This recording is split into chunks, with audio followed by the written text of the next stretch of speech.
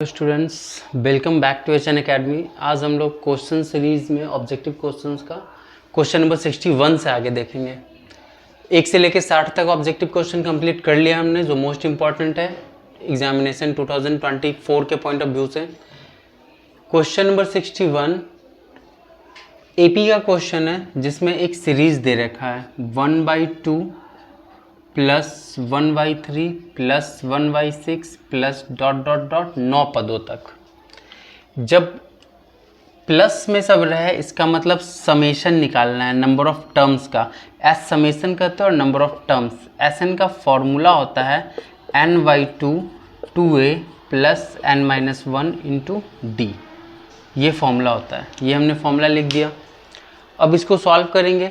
यहाँ पे a क्या है, तो a जो इस सीरीज का पहला टर्म होता है उसे a कहा जाता है। इट मीन्स a का वैल्यू 1/2 है।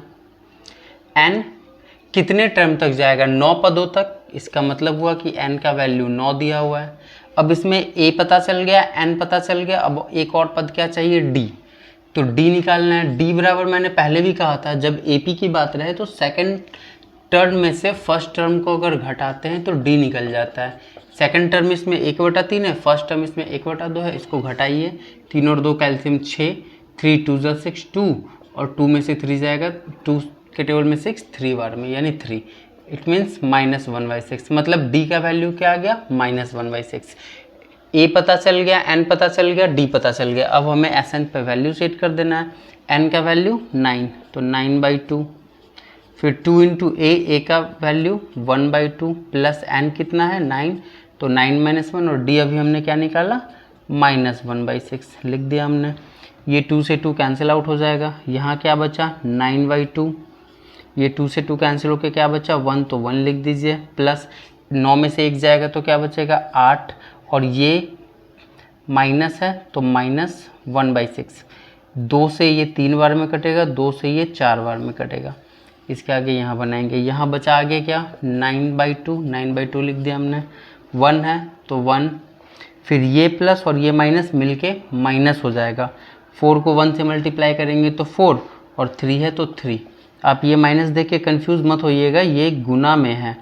बस ये प्लस और माइनस मिलके माइनस हो गया, और 2 से ये 3 बार में, 2 से ये 4 बार में कटा, तो 4 गुना 1 4, और बटा में 3, तो ये इतना आ गया। अब इसे सॉल्व कीजिए। इसके नीचे कुछ नहीं तो एक 3 एलसीएम आ जाएगा, तो ये 3, और 3 से ये 1 बार में, तो ये 4। यहाँ पे क्या हो गया, 9/2। अब यहाँ देखिए 9/2, 3 में से 4 सब्ट्रैक्ट करेंगे तो -1 आएगा, और बटा में क्या है 3, तो 3 से 3 को काटिएगा तो 3 बार में कटेगा, और यहाँ माइनस है क्योंकि, तो माइनस आगे लग जाएगा। 3 है तो 3, तो 3/2 यानी -3/2। -3/2 एक बार फिर से कैलकुलेशन समझा देता हूँ। Sn का फॉर्मूला होता है n/2 2a plus n-1 into D. लिख दिया हमने। एक n का वैल्यू क्या था, 9, क्योंकि 9 टर्म तक गया था, तो n की जगह 9, 9/2। 2a, 2 इंटू a का वैल्यू पहला टर्म होता है, पहला टर्म 1/2 है, प्लस n-1, n की जगह 9, 1 घटा दिए, और d का वैल्यू -1/6। इस d निकलता है सेकंड टर्म में से फर्स्ट टर्म को घटाया हमने, d का वैल्यू -1/6 आ गया। अब आगे देखिए, यहाँ 9/2, 2 से 2 कैंसिल किया हमने, 1 आ गया। ये प्लस तो प्लस दे दिया, 9 में से 1 घटाएं तो 8 आ गया, और इनटू में -1/6, तो -1/6। 2 से कैंसिल हुआ 4 बार में, 2 से 6 बार में, तो ये -4/3 हो गया। यहाँ पे वैल्यू क्या आ गया, 9/2 आगे जो था वो, और ये 1 की जगह 1, प्लस माइनस माइनस 4/3। फिर सॉल्व किया हमने, -3/2 आ गया। Option number A right answer. अगला क्वेश्चन है 62 नंबर, ट्रिग्नोमेट्री का। काफ़ी आसान क्वेश्चन है ये भी। दिया हुआ है cos² a और 1 प्लस tan² a। इसका वैल्यू हमें फाइंड करना है। cos² a की जगह हम लोग cos² a लिख देते हैं, और 1 प्लस tan² a का फॉर्मूला क्या होता है, sec² a। मैंने आपको एक टर्म बताया था, sec² a minus tan² a बराबर 1 होता है। आप यहाँ a लिखिए या फिर थीटा लिखिए, कोई फ़र्क नहीं पड़ेगा, उससे बात वही होगा। तो यहाँ पे अगर हम लोग sec² a फॉर्मूला निकालना चाहें तो ये माइनस का tan² थीटा उधर चला जाएगा, तो प्लस का tan² थीटा हो जाएगा। ये एक फॉर्मूला हो गया है ना, और इसका भी हम लोग यूज़ करते हैं। इसी में अगर tan² थीटा हमें निकालना होगा तो क्या लिख सकते हैं, tan² थीटा अगर निकालना होगा तो ये 1 इधर चला आएगा, यानी कि sec² थीटा -1। ये तीनों फॉर्मूला है, भी ये याद कर लीजिए। अब यहाँ पे 1 प्लस tan स्क्वायर ए, 1 प्लस tan स्क्वायर थीटा के सेक स्क्वायर थीटा होता है, वो लिख दिया हमने। कॉस थीटा, कॉस थीटा का फॉर्मूला क्या होता है 1 बटा सेक थीटा। तो देखिए यहाँ पे कॉस ए है तो 1 बटा सेक ए हो जाएगा, क्योंकि यहाँ स्क्वायर है तो स्क्वायर लगाना पड़ेगा, और इनटू में सेक स्क्वायर है, सेक से सेक कट गया, बचा क्या 1, 1 उत्तर हो जाएगा कौन सा, सी नंबर। अगला क्वेश्चन नंबर 63, ये कोऑर्डिनेट ज्योमेट्री का क्वेश्चन है, ये भी आसान क्वेश्चन है। यदि बिंदुओं ए और बी को मिलाने वाले रेखाखंड का मध्य बिंदु x और 6 हो तो देखिए एक रेखाखंड हम लोग पहले ड्रॉ कर लेते हैं। रेखाखंड का नाम दे दीजिए, एक का नाम है ए और दूसरे का नाम है बी। अब ए का वैल्यू क्या दिया हुआ है 6,5 और बी का वैल्यू क्या दिया हुआ है 4,22। और क्या क्वेश्चन में कहा रेखाखंड का मध्य बिंदु, तो मध्य तो हमेशा बीच में होगा ना, मध्य बिंदु ये हो गया, इसका नाम हम लोग दे देते हैं P, और इसका वैल्यू क्या दिया हुआ है x,6 लिख दिया हमने। अब मैंने पहले बताया था आपको कि निर्देशांक x और y के टर्म में होता है, लेकिन यहाँ 3 है तो इसको इस तरीके से हम दे देते हैं, एक x1 एक y1, यानी ये x1 हो गया 6 और y1 हो गया 5। इसका नाम दे देते हैं x2 और y2, इसका मतलब x2 हो गया 4 और y2 का वैल्यू y हो गया, और ये जनरली हम लोग इसको x और y लिख देते हैं, तो ये x का x रह गया और y का वैल्यू 6। अब हमें क्या निकालना है क्वेश्चन में y का वैल्यू, और दिया हुआ क्या है ये मध्य बिंदु का निर्देशांक। तो मध्य बिंदु के निर्देशांक का फॉर्मूला होता है, मध्य बिंदु के निर्देशांक का फॉर्मूला होता है x1 प्लस x2 बटा 2 और y1 प्लस y2 बटा 2। यहाँ पे मध्य बिंदु ये है और इसे हमने एक्स वाई का है जिसका वैल्यू है x,6 बराबर x1 कौन है ये है, इसका वैल्यू क्या है 6 प्लस x2 कौन है ये, इसका वैल्यू क्या है 4 बटा में 2। फिर अगला y1 क्या है 5 प्लस y2 क्या है y2 y है तो y2 की जगह y और बटा में 2। बस ध्यान से देखते रहिए, जिस तरीके से वैल्यू उस तरीके से पुट करेंगे आंसर आ जाएगा। x और 6, अब 6 और 4 जोड़ेंगे तो 10 और 2 से 10 को काटेंगे तो 5 बार में कट जाएगा। यहाँ पे 5 प्लस y बटा 2 है तो इसमें कुछ जोड़ नहीं सकते हैं y को, और ये प्लस 2। अब ये 5 इसके बराबर और ये इसके बराबर, बस उसको लिख के सॉल्व कर लेंगे। इसका मतलब x इसके इक्वल है तो x का वैल्यू तो 5 आ गया। दूसरा क्या है 6, तो 6 इसको किसके बराबर करेंगे सेकंड वाले टर्म के, तो सेकंड वाला टर्म क्या है 5 प्लस y बटा 2, तो यहाँ हो जाएगा 5 प्लस y बटा 2। ये 2 को इधर भेजिए तो 6 इंटू 2 क्या हो जाएगा 12 बराबर 5 प्लस y, देयरफॉर y बराबर 12 माइनस 5, तो y बराबर 7 कहाँ है 7, ऑप्शन नंबर डी करेक्ट हो जाएगा। अगला क्वेश्चन है क्वेश्चन नंबर 64 और ये भी कोऑर्डिनेट ज्योमेट्री का क्वेश्चन है, ये भी आसान क्वेश्चन है।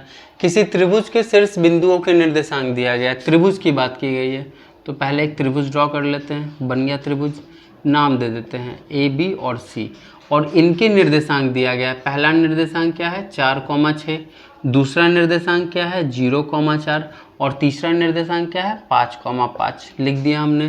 तो निकालने के लिए क्या कहा गया, इसके केंद्रक के निर्देशांक। त्रिभुज में केंद्रक हमेशा सेंटर में होता है और इसके निर्देशांक को हम लोग x और y लिख देते हैं, यानी ये x और y हमें निकालना है और ये दिया हुआ है। तो त्रिभुज के केंद्रक के निर्देशांक ये हमें निकालना है। देखिए मैंने बताया था कि सब x और y के टर्म में होता है, क्योंकि यहाँ पे 3 है तो 3 के टर्म में इसे हम लिख देंगे। एक को x1 y1 नाम दे देते हैं, दूसरे को x2 y2, तीसरे को x3 y3, और ये जो निकालना है वो तो x y है ही। तो त्रिभुज के केंद्र के निर्देशांक का फॉर्मूला होता है x1 plus x2 plus x3 बटा 3 plus y1 plus y2 plus y3 बटा 3। अब इसके केंद्रक का नाम xy हमने दिया है तो xy बराबर, अब वैल्यू पुट कर दीजिए, ये x1 है ये y1 है ये x2 है ये y2 है ये x3 है ये y3 है। तो x1 कितना 4, x2 कितना 0, x3 कितना 5 और टोटल का बटा 3, y1 कितना 6, y2 कितना 4 और y3 कितना 5, टोटल का बटा 3।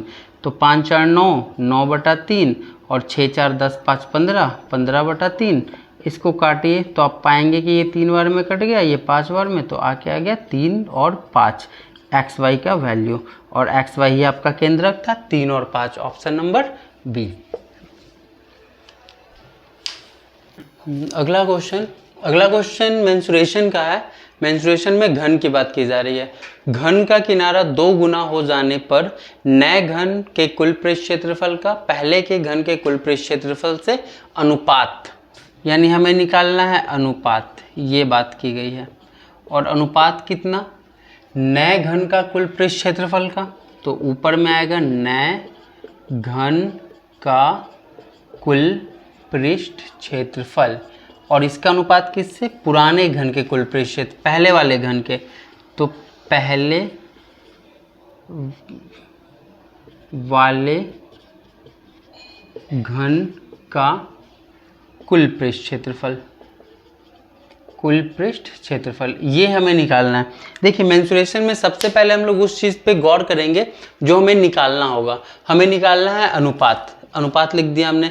फिर उसके बाद ये सोचेंगे कि किस चीज़ का अनुपात, तो क्वेश्चन में लिखा गया है कि नए घन का कुल पृष्ठ क्षेत्रफल तथा पहले वाले घन का कुल पृष्ठ क्षेत्रफल, तो हमने ऊपर लिख दिया नए घन का कुल पृष्ठ क्षेत्रफल बटा पहले वाले घन का कुल पृष्ठ क्षेत्रफल, क्योंकि अनुपात हमें सब बटा के फॉर्म में ही लिखते हैं।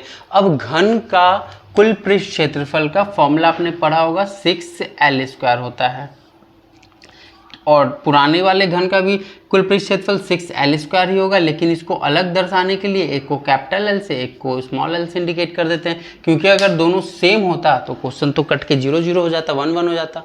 अब क्वेश्चन देखिए, यदि किसी घन का किनारा 2 गुना हो जाए तो पहले तो घन का कुछ ना कुछ किनारा रहा होगा, तो हम मान लेते हैं कि माना कि घन का किनारा बराबर L। प्रश्न से क्या कहा गया?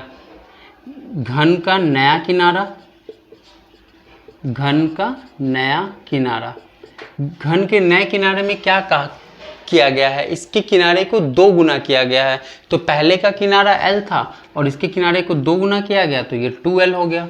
बस इतना सही तो बात है। पहले वाला घन L और नया घन जो है, नया घन, इसका किनारा क्या हो जाएगा? 2L, क्योंकि 2 गुना किया गया है तो L में 2 से गुना कर दिए। अब नए घन का कुल पृष्ठ क्षेत्रफल, अब यहाँ वैल्यू पुट कर दीजिए आप, 6 की जगह 6।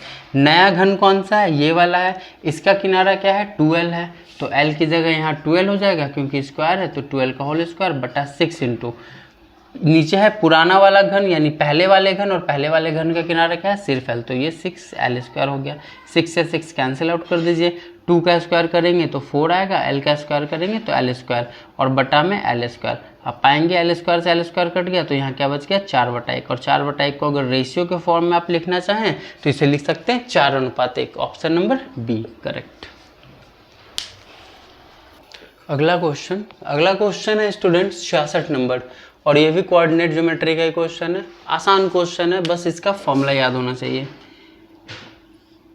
देखिए, जब आप लोगों ने क्लास किया होगा कहीं भी किसी से भी, तो आप लोगों ने चैप्टर वाइज पढ़ा होगा और उसमें सारे फॉर्मूलाज भी याद किए होंगे। तो उसी फॉर्मूलाज में से कोऑर्डिनेट का एक फॉर्मूला हम आज यूज करेंगे। वैसे तो मैं जब ये क्वेश्चन सीरीज कंप्लीट हो जाएगा तो सारे एक्सरसाइज को बारी बारी से पढ़ाऊंगा। त्रिभुज का क्षेत्रफल। खैर फिलहाल इस क्वेश्चन में आगे बढ़ते हैं। क्वेश्चन में कहा गया यदि किसी त्रिभुज के शीर्षों के निर्देशांक, त्रिभुज हमने बनाया, इसमें ABC नेमिंग कर दिया, और इनके शीर्ष, ये पहला शीर्ष, ये दूसरा शीर्ष, ये तीसरा शीर्ष, और कहा गया इनके निर्देशांक। तो पहला शीर्ष A है, A का वैल्यू क्या दिया गया है? A,0। दूसरा शीर्ष B है और इसका निर्देशांक क्या है? 0,0। और तीसरा शीर्ष C और इसका निर्देशांक क्या है? 0,B। ये हमने लिख दिया। मैंने आपको बताया था कि 3 टर्म है, तो एक को x1/1, एक को x2/2 और तीसरा है तो इसे x3/3 नाम दे दीजिए। नेमिंग भी हमने कर दिया। अब त्रिभुज का क्षेत्रफल, मेन क्वेश्चन यहाँ से आता है। त्रिभुज का क्षेत्रफल आप लोगों ने पहले भी पढ़ा होगा कि 1/2 इंटू आधार इन 2 ऊंचाई होता है, लेकिन ये कोऑर्डिनेट है तो इसमें कोऑर्डिनेट के हिसाब से चलेंगे। एक चीज़ समझ जाइए, इसमें रेशियो इस तरीके से चलता है 123, 231 और 312। पहले 1 2 3, फिर उसके बाद सेकंड वाले से स्टार्ट होता है तो 2 3 और फिर 1 हो गया, फिर थर्ड वाले से स्टार्ट होता है तो 3 फिर बचा कौन, 1 और 2, तो 3 1 2। ये है क्या, इसके बारे में मैं बताता हूँ। पहले x1 और फिर y2 माइनस y3, ये है आपका पहला। 1 2 3 था तो यहाँ हमने 1 लिखा, यहाँ 2 और यहाँ 3, ये है x1 y2 माइनस y3। फिर बीच में सिंबल होगा प्लस का, और अगला देखिए 2 3 1, तो यहाँ पे हो जाएगा x2 फिर y3 माइनस y1। देखिए 2 3 1 2 3 1 हो गया, और बाहर ब्रैकेट के हमेशा x x ही चलेगा और अंदर में y y चलेगा। फिर प्लस x3, क्या था 3 1 2, तो यहाँ पे y1 माइनस y2। इस तरीके से अगर आप इसे याद करके रखेंगे तो कभी नहीं भूलिएगा फॉर्मूला को। 1/2 तो होगा ही होगा, और ये ब्रैकेट के बाहर x1 x2 x3 होता है, ठीक है, यानी x का टर्म। फिर मैंने क्या बताया 1 2 3, तो 1 2 3 हो गया, फिर क्या है 2 3 1 2 2 3 1 हो गया, फिर क्या है 3 1 2, तो 3 1 2 हो गया, और बाहर x होता है और अंदर में y होता है। इस तरीके से पुट कर दिया। अब आगे जब ये फॉर्मूला आपने लिख दिया तो कुछ बचा ही नहीं, क्वेश्चन के अनुसार वैल्यू बस सेट कर दीजिए। ये x1 है, ये y1 है। x1 क्या है a, तो x1 की जगह पे a, y2 माइनस y3। देखिए ये आपका x2 है, ये y2 है, ये x3 है, ये y3 है, तो हमें क्या चाहिए y2। y2 क्या है 0, माइनस क्या चाहिए y3। y3 का क्या वैल्यू है b, तो b ये लिख दिया हमने। फिर प्लस है तो प्लस x2। x2 देखिए कहाँ है, यहाँ है, और x2 का वैल्यू क्या है 0, तो 0 लिख दीजिए। y3 क्या है, y3 है b, तो y3 की जगह पे b, और माइनस y1, y1 क्या है, y1 है 0, तो 0। फिर प्लस x3, x3 देखिए क्या है, x3 का वैल्यू भी 0 है आपको, तो 0 दे दिया। y1 क्या है, y1 0 है, तो 0, और माइनस y2 क्या है, y2 का वैल्यू भी 0 है। ये हमने फॉर्मूला पुट कर दिया। अब आगे देखिए 1/2 की जगह 1/2, a की जगह a। अगर आप 0 में से b को घटाएंगे तो आप देखेंगे कि यहाँ पे माइनस b बचता है, माइनस b हमने लिख दिया। फिर प्लस b में से 0 घटाएंगे तो b, और b को 0 से गुना करेंगे तो 0। किसी भी टर्म को आप 0 से गुना कीजिए वो 0 हो जाएगा। यहाँ तो 0 0 0 है, तो ये सारा का सारा 0 ही हो जाएगा। अब यहाँ क्या बचा 1/2, और ये तो 0 0 हट गया टोटल, इसका कोई मतलब ही नहीं रहा। यहाँ पे बचा a गुना b, तो a गुना b, और यहाँ का माइनस है तो यहाँ का माइनस हम दे देंगे। लेकिन आप ध्यान रखिए कि कभी भी क्षेत्रफल निगेटिव नहीं हो सकता है। क्यों? अगर देखिए आपके पास -2 है और आप उसका स्क्वायर करते हैं तो ये -2 गुना -2 प्लस का 4 हो जाएगा। और क्षेत्रफल जब भी हम करते हैं तो वो किसी न किसी चीज़ का स्क्वायर ही होता है, क्योंकि क्षेत्रफल का यूनिट ही होता है मीटर स्क्वायर, वॉल्यूम का यूनिट ही होता है मीटर क्यूब। तो स्क्वायर जब हम करेंगे वो निगेटिव नहीं रहेगा, इसलिए इसके आंसर हमें 1/2 AB देना पड़ेगा। तो 1/2 AB कौन सा, ऑप्शन नंबर बी करेक्ट हो जाएगा। बस एक मिनट। नेक्स्ट क्वेश्चन है स्टूडेंट्स 67 नंबर, और ये ज्योमेट्री का क्वेश्चन है। ज्योमेट्री का शायद पहला क्वेश्चन ही है ये, और काफ़ी आसान क्वेश्चन है, ध्यान से समझिएगा। दो त्रिभुज की बात की गई है इसमें। मैं दोनों त्रिभुज ड्रॉ कर लेता हूँ। एक त्रिभुज ये हो गया और एक त्रिभुज ये हो गया। क्वेश्चन में त्रिभुज का नेमिंग भी कर रखा है, एक का नाम है ABC और दूसरे का नाम है DEF, हमने बना दिया। अब आगे देखिएगा, ध्यान से समझिए, काफ़ी आसान क्वेश्चन है। AB बराबर है 1.2 सेंटीमीटर, ये AB है, हमने लिख दिया इसका वैल्यू 1.2 सेंटीमीटर भी दे दीजिए, कोई दिक्कत नहीं है। उसके बाद DE है 1.4, तो DE की जगह 1.4 सेंटीमीटर लिख दिया, ठीक है। तो त्रिभुज ABC तथा त्रिभुज DEF के क्षेत्रफल का अनुपात। अब क्वेश्चन में एक चीज़ कहा गया है, चूंकि त्रिभुज ABC समरूप है त्रिभुज DEF के, ये बात क्वेश्चन में कि ABC और DEF समरूप है। देयरफॉर जब त्रिभुज समरूप होते हैं तो इसका एक थ्योरम है कि त्रिभुज, दोनों त्रिभुज के क्षेत्रफल, त्रिभुज ABC के क्षेत्रफल बटा त्रिभुज DEF का क्षेत्रफल, चाहे जो भी नाम होता वो हम लोग लिखते हैं, इसका क्षेत्रफल बराबर होगा इसके भुजा के स्क्वायर के। तो पहला भुजा इसमें AB है और इसी के समरूप भुजा कौन सा है DE, तो DE और इसके होल स्क्वायर के। अगर यहाँ ए बी ना होता, यहाँ बी सी और यहाँ ई एफ होता, तो हम लिख सकते थे कि ये बी सी बटा ई एफ के होल स्क्वायर के बराबर है। या फिर ए सी और डी एफ दिया होता तो हम यहाँ ए सी बटा डी एफ का होल स्क्वायर भी कर सकते थे। मतलब फॉर्मूला हमारा यही है कि त्रिभुज ए बी सी का क्षेत्रफल बटा त्रिभुज डी एफ का क्षेत्रफल बराबर ए बी बटा डी ई का होल स्क्वायर। तो त्रिभुज का क्षेत्रफल का ही अनुपात हमें निकालना था।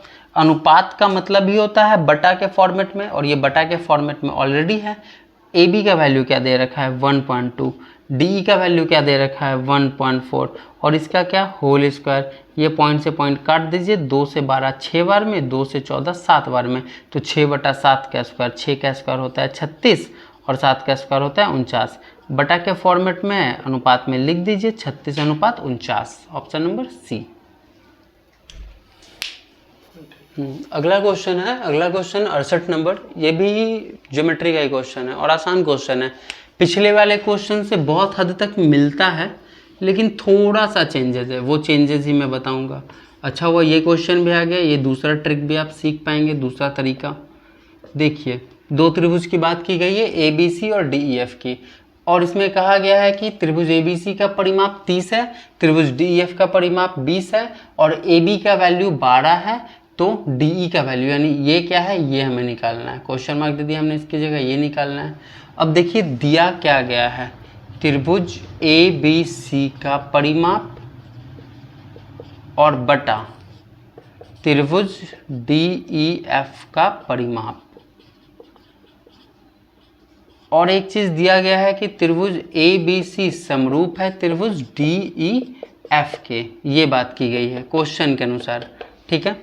देखिए जो कहा गया था वो हमने लिख दिया कि त्रिभुज ए बी सी और त्रिभुज डी ई एफ समरूप है। जब ये समरूप होता है तो इसका पहला फॉर्मूला मैंने आपको बताया कि त्रिभुज ए बी सी का क्षेत्रफल और त्रिभुज डी ई एफ के क्षेत्रफल का अनुपात उनके भुजा के स्क्वायर के बराबर होता है। लेकिन अगर वहां क्षेत्रफल न देकर परिमाप दिया जाए तो वो सिर्फ भुजा के बराबर होता है, यानी ए बी बटा डी ई के बराबर हो जाएगा।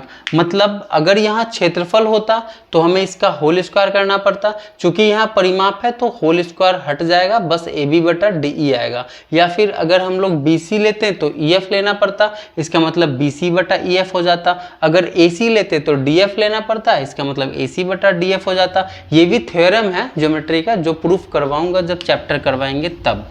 अब यहाँ पे ए बी सी का परिमाप क्वेश्चन में दे रखा है ना, ए बी सी का परिमाप 30 है तो इसकी जगह 30 लिख दीजिए। डी ई एफ का परिमाप 20 है तो इसकी जगह 20 लिख दीजिए। ए बी का मान 12 है तो 12 लिख दीजिए, और डी ई नहीं पता, वही हमें निकालना है। ये 0 से 0 कट गया तो 3/2, और ये डी ई हमें निकालना है तो 3 गुना डी ई बराबर, ये 2 इधर जाएगा तो 12 गुना 2 24। अब डी ई बराबर क्या हो जाएगा, डी ई बराबर हो जाएगा 24/3, 3 से 24 काट दीजिए 8 बार में, तो डी ई का वैल्यू 8 सेंटीमीटर, राइट आंसर। अगला क्वेश्चन 69 नंबर ज्योमेट्री का क्वेश्चन, ये भी काफ़ी आसान क्वेश्चन है। वृत्त से क्वेश्चन लिया गया है। कहा गया है किसी बाहरी बिंदु P से, एक बाहरी बिंदु हमने P बना दिया, बाहरी बिंदु P से किसी वृत्त पर, तो किसी वृत्त, ये वृत्त है, 2 स्पर्श रेखा। स्पर्श रेखा क्या है, मान लीजिए बिंदु ये है तो यहाँ से स्पर्श रेखा अगर हम खींचेंगे तो ये होगा, खींच दीजिए जहाँ तक खींचना है। फिर अगर यहाँ से दूसरा स्पर्श रेखा खींचेंगे तो ये हो सकता है, खींच दिया हमने। और नाम क्या दिया गया, एक का नाम पी क्यू और दूसरे का नाम पी आर। देखिए इस डायग्राम को फिर से समझाता हूँ, और क्योंकि वृत्त है तो इसका सेंटर भी होता है जिसको ओ नाम दे देते हैं। एक वृत्त के बाहर कोई बिंदु है P, तो एक वृत्त बनाया और इसके बाहर कहीं भी एक बिंदु P बनाइए। आप यहाँ बना सकते थे, यहाँ बना सकते थे, यहाँ कहीं भी, हमने यहाँ बनाया P। फिर कहा गया कि P से वृत्त पर एक स्पर्श रेखा, अगर P है और स्पर्श रेखा है मतलब वृत्त को छूते हुए जाएगी। अगर हम यहाँ से एक लाइन खींचें तो ये वृत्त को काटते हुए जाएगा। अगर हम P से एक लाइन खींचे तो ये भी वृत्त को छूते हुए जा रहा है, इसलिए ये स्पर्श रेखा है। तो P से हमने वृत्त को छूते हुए एक लाइन दिया, PQ नाम हो गया। दूसरा दिया तो PR नाम हो गया, क्योंकि 2 रेखाएं खींची गई है। तो क्वेश्चन में कहा गया कि PQ बराबर 6 है, ये PQ बराबर 6 है, तो पूछा गया कि PR क्या होगा। तो वृत्त में, ज्योमेट्री में एक थ्योरम है, अगर किसी वृत्त के बाहरी बिंदु P से दो स्पर्श रेखाएं खींची जाती है तो दोनों स्पर्श रेखाएं आपस में बराबर होगी। इसका मतलब ये हुआ कि PQ बराबर हो जाएगा PR के, क्योंकि PQ 6 है तो पी आर भी 6 हो जाएगा, 6 सेंटीमीटर उस थ्योरम के अनुसार। अगर किसी वृत्त के बाहरी बिंदु से 2 स्पर्शरेखा हैं, एक ये खींचा गया है, एक ये खींचा गया है, तो ये भी जितना ये होगा उतना ही ये होगा। अगर क्वेश्चन में इसका वैल्यू 6 दिया रहता और ये निकालना होता तो ये भी 6 हो जाता। इस थ्योरम को मैं प्रूफ करवाऊंगा कि कैसे होता है, लेकिन तब तक के लिए आप ये जान के चलें कि अगर स्पर्शरेखाएं खींची जाती है तो दोनों बराबर होगा, इसलिए पी आर भी 6 हो जाएगा। Option number C right. अगला क्वेश्चन है स्टूडेंट 70 नंबर, और ये मेंस्ट्रुएशन का क्वेश्चन है। ये भी बेहद आसान क्वेश्चन है। वृत्त की बात की गई है और इसका व्यास दिया गया है कितना, 14 सेंटीमीटर। मैंने आपको बताया था कि त्रिज्या व्यास का आधा होता है, तो त्रिज्या क्या हो जाएगा 7, क्योंकि d बराबर 14 दिया हुआ है और त्रिज्या हमेशा d का आधा होता है। काटेंगे तो आप पाएंगे कि 7 आता है। इसमें क्या निकालना है आपको, वृत्त का क्षेत्रफल। और वृत्त का क्षेत्रफल सबसे आसान क्वेश्चन है ये मेंस्ट्रुएशन का। वृत्त के क्षेत्रफल का फॉर्मूला होता है पाई आर स्क्वायर, जिसमें पाई का वैल्यू आपको क्या दे रखा है 22/7, और आर कितना है 7, क्योंकि आर का स्क्वायर होता है तो 7 का स्क्वायर हो गया। यहाँ पे 7 का स्क्वायर मतलब 7 गुना 7, यानी एक साथ से एक साथ काट सकते हैं, तो 22 गुना 7 बचा, 22 सतह क्या होता है 154, 154 सेंटीमीटर स्क्वायर इस क्वेश्चन का आंसर हो जाएगा। Option number C is the right answer. अब यहाँ पे हमने क्वेश्चन नंबर 1 से लेके 70 तक अपने क्वेश्चन सीरीज का कंप्लीट कर लिया। हम लोग बस 30 क्वेश्चन ही पीछे हैं अपने क्वेश्चन सीरीज को कंप्लीट करने में। जैसे ही ये हमारा सीरीज कंप्लीट हो जाएगा फिर मैं आप लोगों से मिलूंगा चैप्टर्स के साथ, जिसमें कैसे एनालिसिस करते हैं, क्या फॉर्मूलाज होता है, कैसे डील करेंगे, कैसे क्वेश्चन को बेहद आसान तरीके से सॉल्व करेंगे, ये सब चीज़ों पे हम चर्चा करेंगे। आज के लिए बस इतना ही। कल के क्लास में हम मिलते हैं क्वेश्चन नंबर 71 के साथ। धन्यवाद।